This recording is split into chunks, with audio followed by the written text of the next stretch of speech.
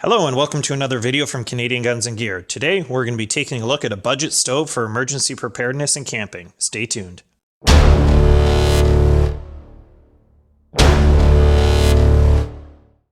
Welcome back to the video. So today the stove we're looking at I think is a good option for those of you who want to put something in, say, your vehicle or an emergency bug out bag, or have in your emergency preps, but you don't want it to break the bank. This is kind of a knockoff version of the MSR pocket rocket, and it's made in China. But I think it's going to deliver good quality for the price that you pay for it. As you know, the pocket rockets themselves can be quite expensive. Now, in that sense, you are going to be paying for what you get. So this isn't going to be the best option on the market, but it is one of the cheaper ones. So if you're interested in picking one of these up, I'm going to include a link in the description where you can pick it up at Amazon. So we'll take a look at it here. First thing we're going to do, we'll weigh it. So as you can see here, it weighs about 3 1/8 of an ounce.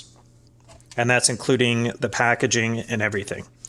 So if we go ahead and take the top off, you can see it's in this nice hard plastic case. So if you put it in your backpack or put it in a car and it gets tossed around a little bit, you're not going to have to worry about it getting damaged. So out comes the stove. And it's pretty simple.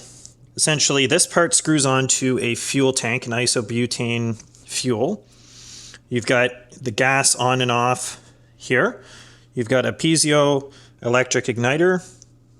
So as you can see there, it will essentially start the stove. And you've got 4 different legs here that you can use as a pot stand. Now, the one thing that I found with this is that putting a pot on it can be somewhat unstable. So you may want to build up with rocks around or do something so that it provides a little more stability, and potentially use a smaller pot to go on here. You wouldn't want to use a huge frying pan since it could potentially fall off. So you want to keep that in mind and be careful when you're using it. So that's the stove itself, and I'll show you how it connects to the isobutane fuel. So we're going to give this a little bit of a shake here.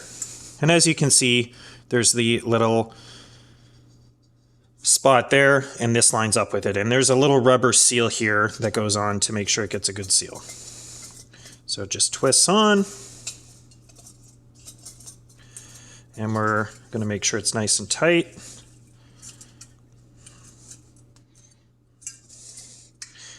Now it does have these little kind of spots here that give you a better grip.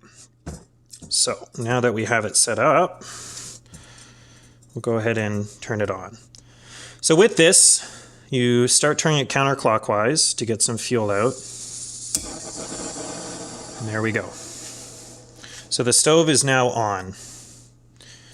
And if you keep turning more counterclockwise, you can increase the amount of gas that's coming out. And keep turning it clockwise and it will eventually turn off.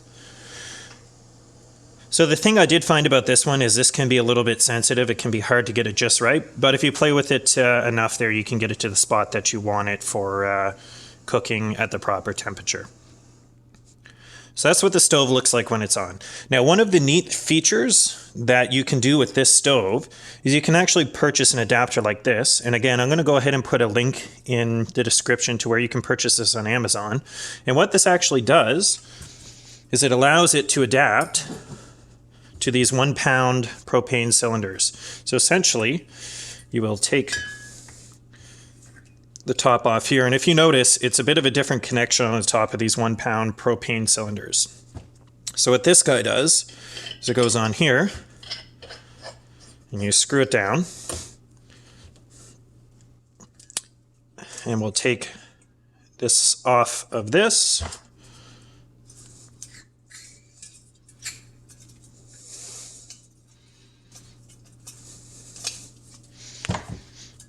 And then this simply screws on here.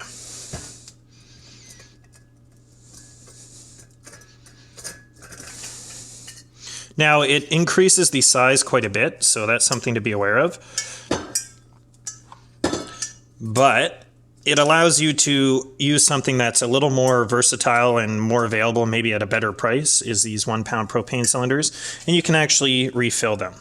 So we're going to go ahead and start that up and show you what it looks like.